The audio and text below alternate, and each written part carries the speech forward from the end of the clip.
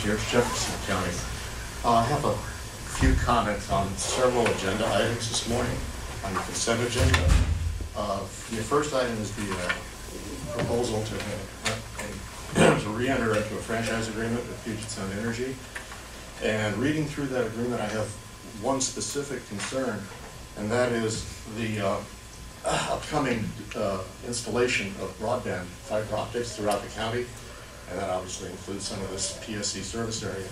The problem with this agreement is it only constrains PSC with respect to charging for the use of its poles with respect to county-owned fiber optics.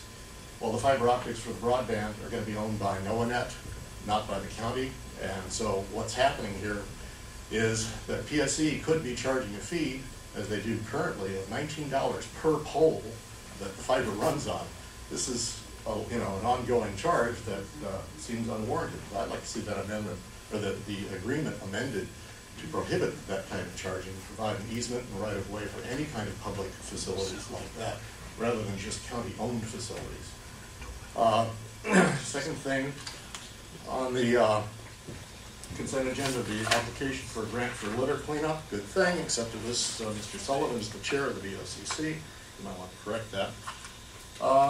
Item number 4, which is the agreement to hire a person to prepare minutes for the Board of Health meetings for $2,500 a year. Here we go again.